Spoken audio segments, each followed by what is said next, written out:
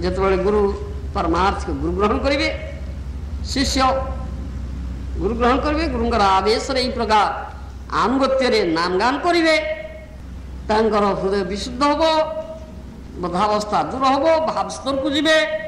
ସେତେବେଳେ ଏ ବୀର ଭାବଟା ଜାତ ହବ। କିପରି ସେ ଗୋବିନ୍ଦଙ୍କୁ ଭେଟିବି, ମିଳନ ପୁଣି ହବ, ସେଥିପାଇଁ ବ୍ୟାକୁଳ ଚିତ୍ତ ହେବେ।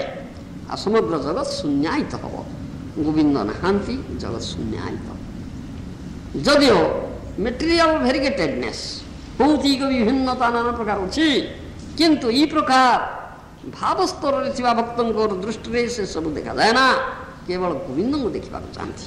ଗୋବିନ୍ଦଙ୍କର ବିରହରେ ଜଗତ ଶୂନ୍ୟାୟିତ ହେଉଛି। এই ବିପ୍ରଲମ୍ବ ଭାବର ଏ ଭଜନ, ଏ ହରେ କୃଷ୍ଣ ମହାମନ୍ତ୍ର, এই ବିପ୍ରଲମ୍ବ ଭାବରେ ଭଜନ କରିବାକୁ হয়। এই ମହାପ୍ରଭୁଙ୍କର ଶିକ୍ଷା।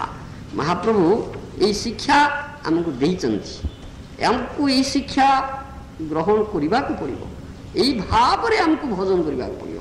এই ଭାବରେ ଯଦି ଭଜନ ନ ହେବ ତାହେଲେ ପ୍ରକୃତରେ ଆମର ଭଜନ ହେଉନି, ଆମର ଭଜନ ହେଉନି। ଏ କଥା ବୁଝିବା ପାଇଁ ପଡ଼ିବ, ଏ କଥା ବୁଝିବା ପାଇଁ ପଡ଼ିବ। ଆମର ପ୍ରକୃତରେ ଭଜନ ହେଉନି। ଏ ଭାବ ଯଦି ବିପ୍ରଲମ୍ବ ଭାବ ଜାତ ହେଉନି, ଗୋବିନ୍ଦର ବିରହ ଭାବ, ଏ ଗୌରାଙ୍ଗ ମହାପ୍ରଭୁଙ୍କର ଶିକ୍ଷା। ସେଥିପାଇଁ ଯୁଗାୟିତୁଂ ନିମିଷେଣ ଚକ୍ଷୁଷା ପ୍ରଭୁ ସାହିତୁଂ ଶୂନ୍ୟାୟିତୁଂ ଜଗତ ସର୍ବଂ ଗୋବିନ୍ଦ ବିରହେଣ ମେ, ଏଥିପାଇଁ ଶିକ୍ଷାଷ୍ଟ କରି କହିଲେ। ଏ ବିପ୍ରଲମ୍ବ ଭାବ ବ୍ରଜେନ୍ଦ୍ରନନ୍ଦନ ଶ୍ରୀକୃଷ୍ଣଙ୍କ ବିରହରେ ନିମିଷଟା ମୁହୂର୍ତ୍ତଟା ଯୁଗ ପରି ପ୍ରତୀୟମାନ ହେଉଛି।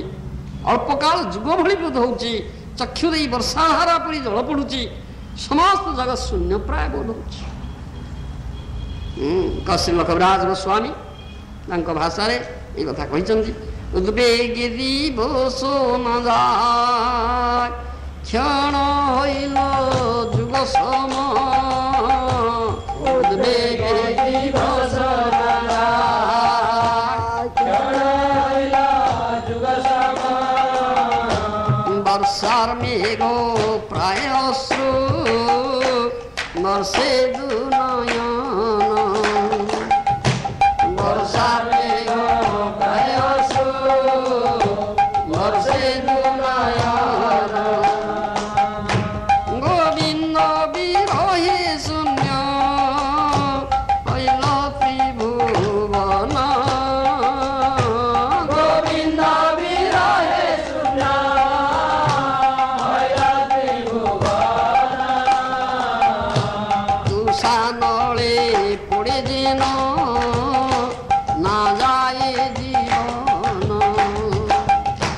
তুষানলে পড়ে যেন না যায় জীবন। এই বিরহর ভাব বিপ্লম্ভাবিত মহান্ত গুরুবর্ଗ ପରମହଂସ ବୈଷ୍ଣବମାନଙ୍କର এই ବିରହ ଭାବରେ କୃଷ୍ଣ ବିରହରେ ବିଳାପ କରନ୍ତି। ସେମାନେ ବିରହ ଭାବ ଦେଖନ୍ତି, ତାଙ୍କର ପରିସ୍ଫୁଟ ହୋଇଥାଏ। ଶିଳ ଈଶ୍ୱରପୁରୀ ପାଦଙ୍କର ବାଣୀ ମଧ୍ୟ ସେ ଅନୁଯାୟୀ ଅଛି। ଯୋଗ ଶ୍ରୁତ୍ୟୁପତ୍ତି ନିର୍ଜନବନ ଧ୍ୟାନାଧ୍ୟ ସମ୍ଭାବିତା, ସ୍ୱରାଜ୍ୟଂ ପ୍ରତିପାଦ୍ୟ ନିର୍ଭୟମୟୀ ମୁକ୍ତା ଭବନ୍ତ ଦ୍ୱିଜା, अस्माकं तु कदम्ब कुंज कुहर प्रोन्निर्मल इंदीवर, श्रेणी श्यामल धाम नाम जुसतां जन्मास्तु लक्षावधि। ईश्वर परिपादन ही बाणी द्विजातिगण अष्टांग योग वेदानुशीलन निर्जन वन वानप्रस्थ ध्यान तीर्थ पर्यटन द्वारा निर्भय स्वाधिकारोचित स्वरूपानुभव प्राप्त हो जदि मुक्त हुंतु, किंतु आम्माने कदम्ब कुंज कुहर रे उदयशील इंदीवर श्रेणी तुल्य श्याम सुंदरंकर श्रीनामर सेवक, अतएव आम्मानकर लक्षावधि जन्म हो से किसी क्षति ना। जो माने एकमात्र श्रीकृष्ण नाम कीर्तन को साध्य साधन रूपे वर्ण कर से भाव हम नहले जो माने वर्ण न करी अन्य जेकोसी साधन उपाय मनोनयन कर चित्तरे श्रीकृष्ण विरहर उपलब्धि अपेक्षा स्व स्व सुधा अनुसंधान बा धर्मार्थ काम मुख्यानुसंधान स्पृहा न्यूनाधिक प्रबल जो माने कृष्ण विरहरे विरही सेमानकर एकत्र जीवन रक्षोत्सधि कृष्ण कथा कृष्ण नाम तब कथामृतम तप्त जीवनम। विश्वव्यापी संभोग मद प्रमत्त लोक मानकर दिन परे दिन सप्ताह परे सप्ताह मास परे मास वर्ष परे वर्ष अतीत हो जाउछि। सूर्य आयु हरण कर नौचंती मृत्यु क्रम सही निकटतर होउछि तथापि संभोग पिपासा कमुना कृतकर्मर शेष फल दिग प्रति दृष्टि आकृष्ट होना आत्मकर्तव्य ज्ञान उदय होना कृष्ण स्मृति शून्य दिवस गुड़िक अलक्ष्य अनायास अतीत हो जाउछि। अन्य पक्षे विप्रलंब विभावित चित्त श्री गौर प्रणयी जनकर जीवन प्रत्येक मुहूर्त गौर कृष्ण स्मृति परिपूरित इष्ट विच्छेद कातरतारे भरपूर। सेमाने कहती गत जाम गतम दीनम हा हंत किं करिष्यामि न पश्यामि हरेर्मुखं।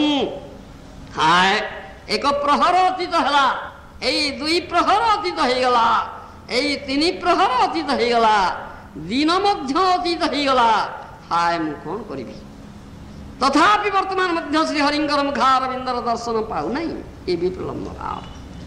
माथुर विरह कातर श्री माधवेन्द्रपुरी पाद मध्य से भाव गाई अयि दिन दयार्द्र नाथो हे मथुरानाथो कदावलक्ष्य से हृदय तदलोक कातरं दयित भ्राम्यति किं करोम्यहं।